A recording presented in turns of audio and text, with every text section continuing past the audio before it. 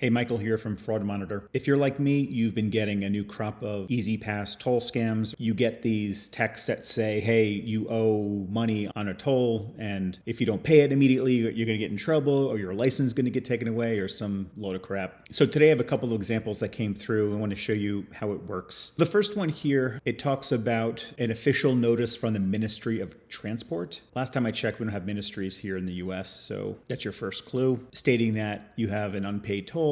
You must use the link to settle within 24 hours. If not, you'll get immediate fines, late fees, suspension of registration, vehicle seizure, aggressive legal action, pay immediately, etc., etc. So if you look at the link, it looks official, right? If you look at it, it says ctgov.com, but that's not the domain name. The domain name they registered is com-vipvi.win. And all they did was put what's called a subdomain in front of the domain that they've acquired to make it look like you're going to ctgov.com. So let's give this a click and see what happens. Okay.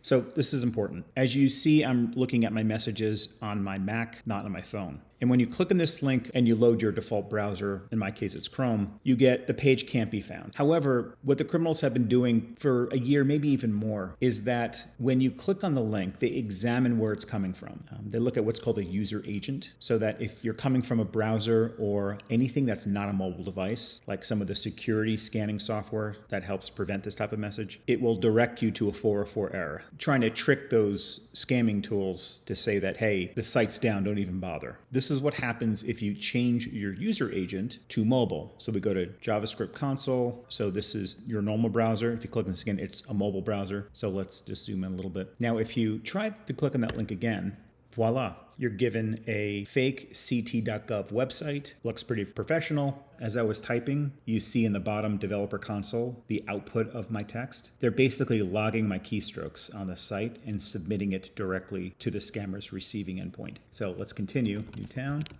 CT. Notice how it keeps going here. Let's give my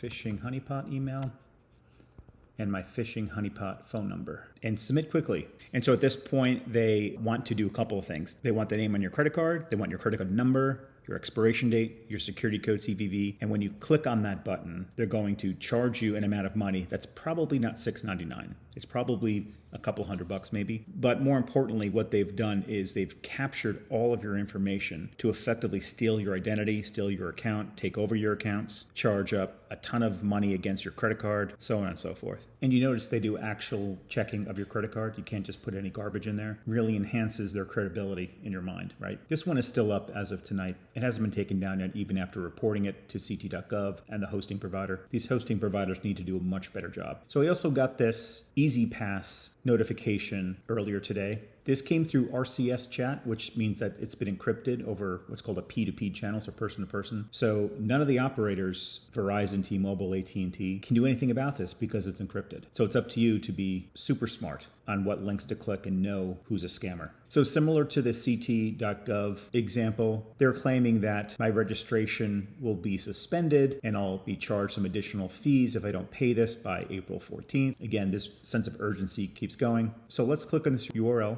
and you'll notice it redirects me to Amazon. And why is it doing that? It's because it's looking at the browser I'm coming in on. So let's go back to the developer tools and let's click on that URL again. This time we'll have to copy and paste it. So because it's using a URL shortener called Cutly. So let's copy and paste that into the browser. Voila, again, we are given the fake EZPass website. This one is spoofing Massachusetts Department of Transportation. They want to charge me 28 cents. So let's go ahead and see what happens. Once again, we're given a form to fill out. Let's go ahead and do that. Here's another clue. We don't really use postal code in the US, we use zip code. And in this case, they want to charge me 28 cents. So I'm not going to fill out this form with my credit card because I don't want to be taken for 28 cents, but we know the charge is going to be a heck of a lot more than 28 cents. Probably a few $100. So if you get to this point, you fall for the scam, you're going to get charged a probably significant amount of cash. They're going to have all your information to help take over your account, maybe bundle your information with others and sell them to other people that'll try to defraud you in different ways. So again, really important that you're going to the right URL. If you look on the top, you're going to rlgrl.top.